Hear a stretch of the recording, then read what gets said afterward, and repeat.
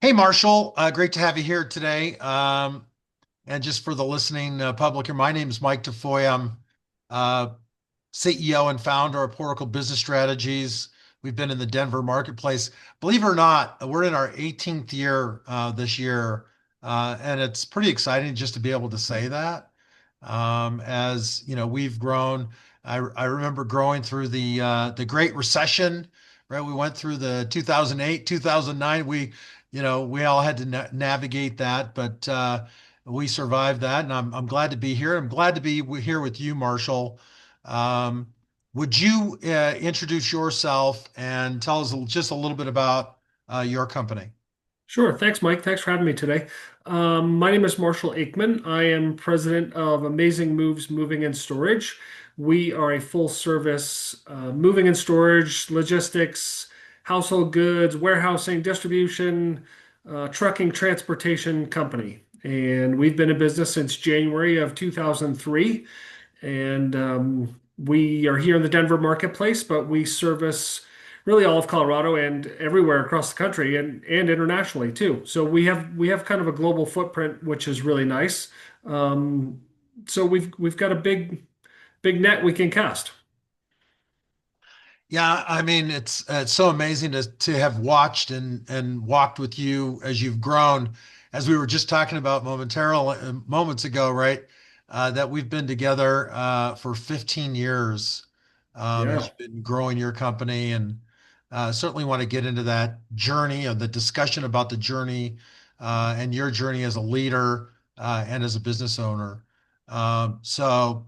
Um, I'm thinking about since you started working with us and you started 15 years with us, what was your situation when you got involved and you reached out and wanted to connect and you were looking for some support for your business? And tell us a little bit about your style and your leadership at that time and what was really happening with you and your company at the time. Yeah. Gosh, that's 15 years, decade and a half goes by pretty fast, doesn't Yeah, it? that's amazing. It's just so Um, amazing. yeah. I mean, our company was 7 years in at that point in time. And, my role in the company was, um, as a leader, was wearing every hat that had to be worn on any given day, right? So you get up and you come to work and you figure out which hat you're going to put on. And then, maybe after an hour, you got to put a different one on. And that's the way we ran our business. Yeah. And we ran it hands on, boots on the ground, whatever needed to be done, we were there to do. And it was long days. I mean, it was good. It was fun. We were growing our company. We were trying to scale. We were trying to get bigger. We were trying to keep things under control.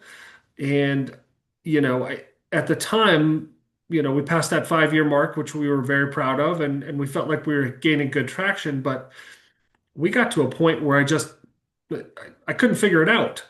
We had a different organization at that point in time, and I wasn't involved in the field as much as I used to be. I wasn't out on the trucks doing moves, and the company required me to be doing other things to keep it going, keep it sustainable, and I had some struggles with that. I was trying to figure out what we were doing. Why are we super busy, but I don't have money for payroll? Like that doesn't make sense. I don't get it. So, I was searching at the time for something to find help. I needed help. I needed help to move forward. I didn't know what that was. Mike, you and I talked about that at the beginning. I was like, is that a graduate degree? Do I need to go and get some business school here? Do I need to um I didn't know where to look. And luckily it was a referral from someone in the leads group, and we were having lunch and doing a one-on-one, and he's like, I think I got the guy for you. And he made the introduction. You and I had a conversation. And gosh, we hit it off great. And I walked out of that meeting going, this is exactly what I need.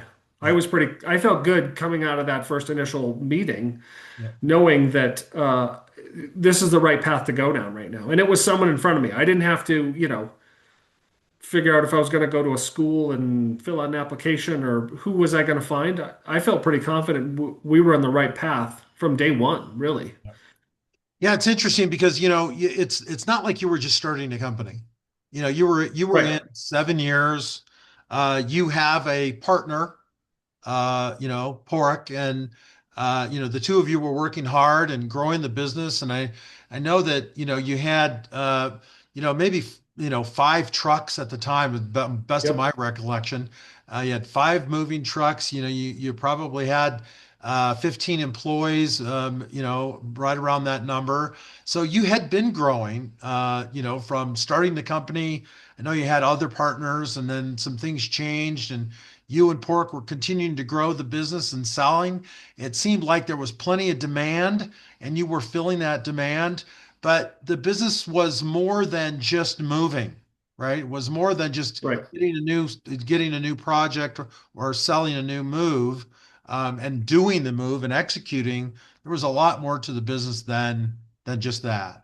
Um, and you needed support. I remember that, and it's always the conundrum. What do I do next? Think about going to school. Oh my gosh, how much time would that have taken? Um, and I think about, you mentioned some of the challenges. One you just said was that you were busy as could be, but you didn't have enough money for payroll. And what was the challenge there? It was like, how did we turn that around? So can you remember back when we started working? Because I remember we started working on those aspects right away. Yep.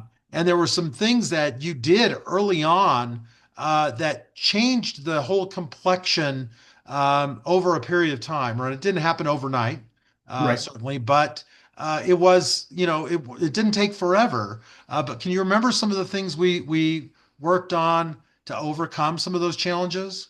I do. I do. There are really a couple things that stick out to me. Number one, we dove into culture and started addressing company culture. That was something we tackled right away, and I think that was one of the best things that we could do. We had a culture in our company; it just wasn't stated, and we needed to get that defined and stated. That was a key element for us. The other thing you and I started doing was we really started digging into the financials, and you taught me how to really look at financials in a different way. We looked at financials in terms of percentages, industry standards. We started digging in and going, okay, what is your labor cost here? Or this expense ratio is way out of whack. Yep. How is that possible? Right. So I had never known how to, I knew the top line, I knew the bottom line. I never looked at what those ratios are Yep. and where when we make small adjustments to accounts, we're going to have big impact. And that was really meaningful for me in the beginning. That was one of the things that we tackled right away. We dug into the financials and we got to work. We rolled up our sleeves and we really just had at it. And I think that's what made the difference. I started to understand that in a different way. And it did take time, but we started seeing Yep. changes. We started seeing impact there on what we were doing. Yeah. I remember in the early stages, and I'm a big advocate of, creating a reserve account. And of course, you were always on the back end of that, trying to figure out how to meet payroll. Yep. And then as we started to tackle finance and you started to think, okay, there's a possibility. I remember one of the early, sort of pinnacles is you saved a ton of money as part of that normal practice of setting 15% of your revenue aside. Do you remember that year and just seeing that happen? Could you tell the listeners a little bit about that? Yeah, it was something we tackled early, and looking at banks and lines of credit and all this stuff. But we got to build our reserves, and it takes diligence, right? And you have to be deliberative about doing it and putting the effort in. And I did, and we started seeing results, right? And all of a sudden, the idea of $10,000 in your bank account is kind of nice. And then you get to the next level, and all of a sudden you've got a nice big cushion there.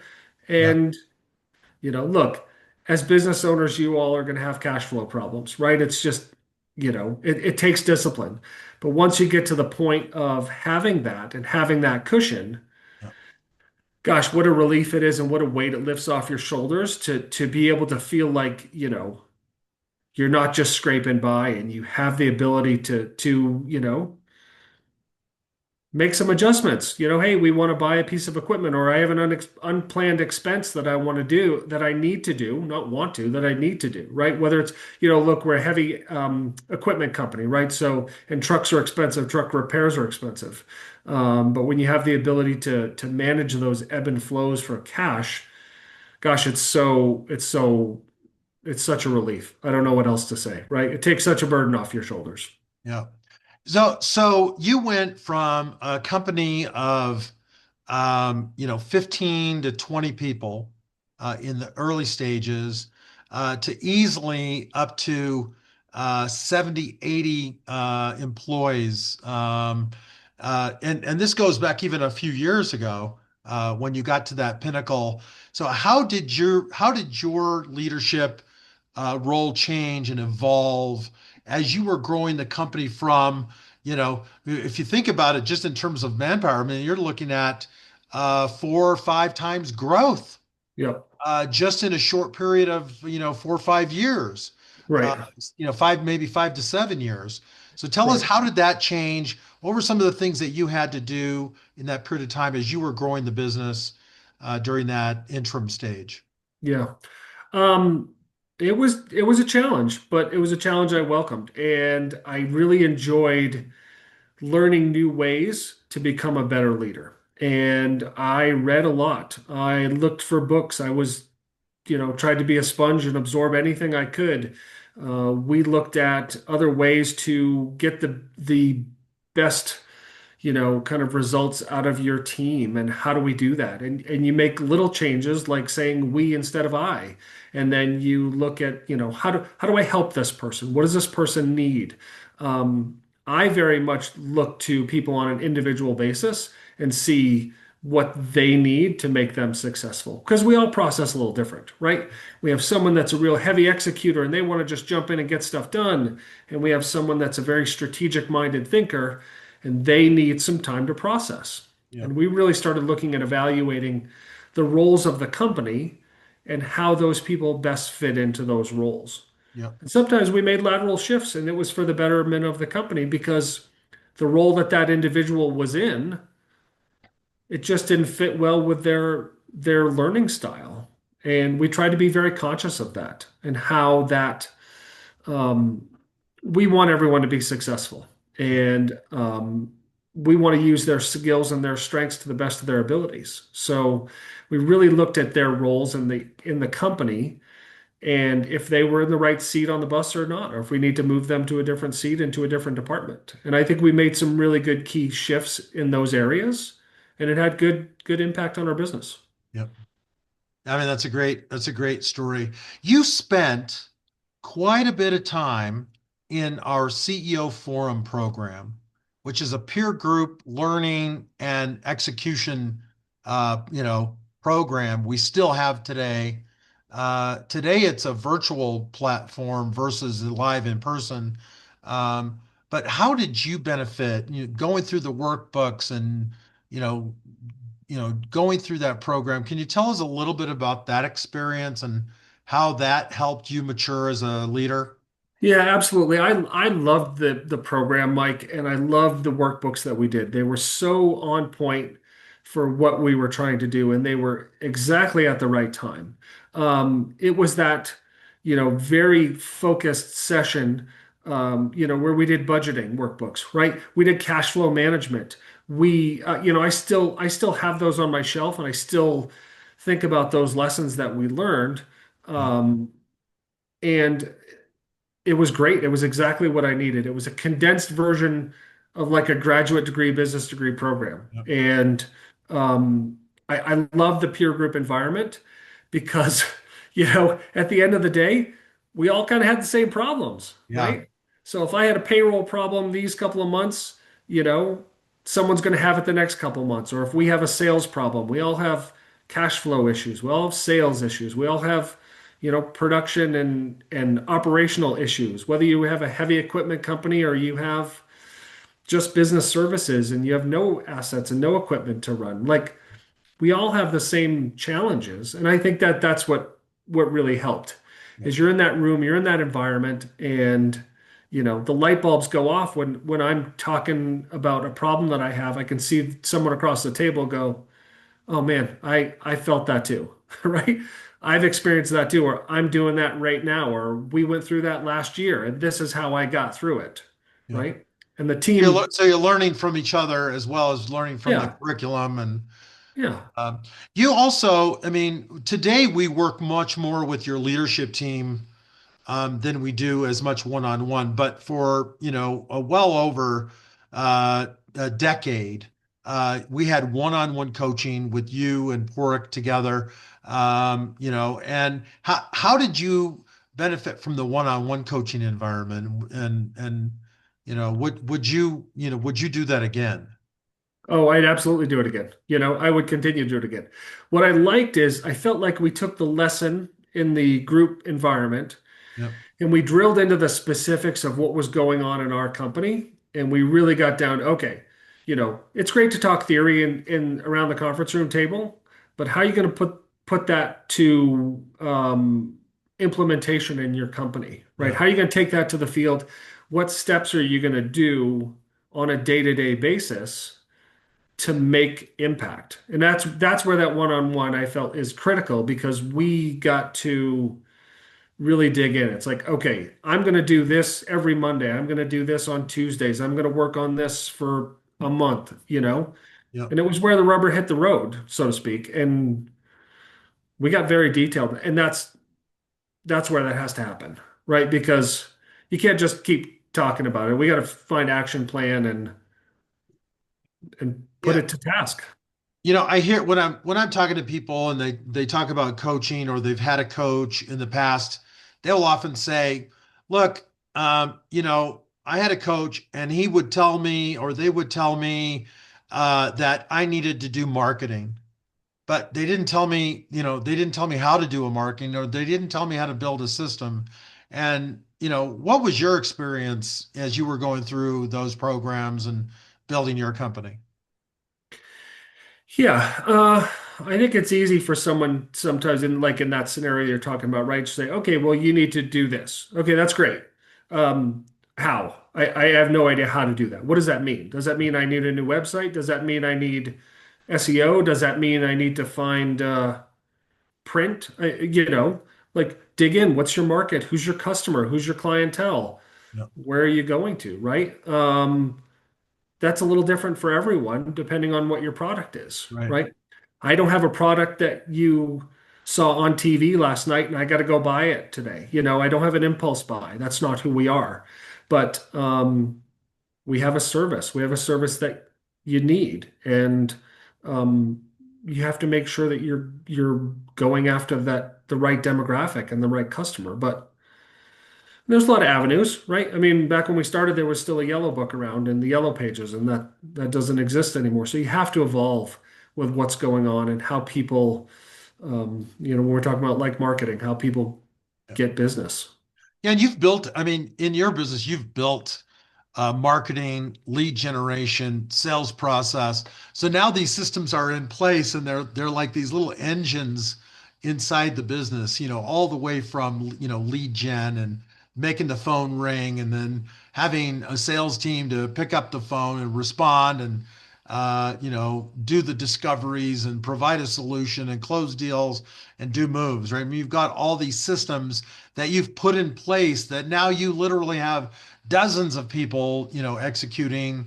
And then that's just in the inside, but then you have the outside field, all the, trucks and the crews that do all the work.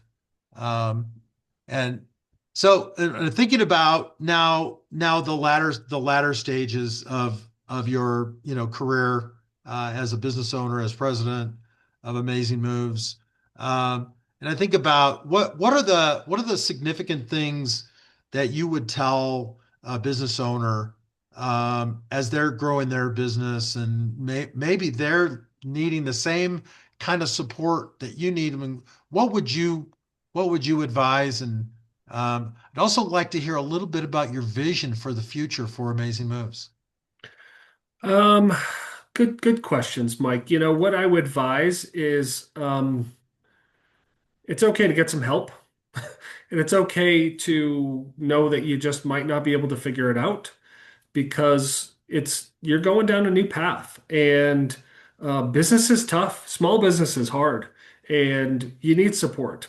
You need a team around you. I think one time, long time ago, you said everyone needs a coach, and I subscribe to that. I definitely do that, right? And everyone on our team needs a coach too, right? So I try and be there as a resource for my team. I try not to be too controlling. I try and let them have the ability to do their job and, course correct as needed. But I think the term micromanage gets kind of overused a little bit sometimes, but it's a Sometimes, yeah. valid term, right? Yeah. And, I don't want to have meetings just for meeting's sake and a touch base meeting and this and that. Like I want to support our team, right? So what I would say to that new person that's growing and building their business and that's building a team. Look, you got to keep guardrails up. I understand that. And we got to have guardrails up, right? And we got to have process in place, and we've got to have systems in place. One of the things that I love, Mike, that you said a long time ago is we lead people and we manage systems, and Yeah. that's really stuck with me, right? So I try and apply that to Yes. to day to day and to our team. So lead people, manage systems. And do you have a people problem or do you have a system problem? Yeah. Right? And I like that. I like to look at it that way, right? Let's be helpful to your team. Yeah. Because I think that leads well into the vision of the company and where we want to go, right? So I try and communicate the vision to the team too, so they can see where we're going. That's a big component of me and my personality and that vision and that kind of futuristic thinking. Um, it's who I am, and I like to feed it, and I make sure I try and give enough time to feed it. And part of feeding that is communicating it to the team.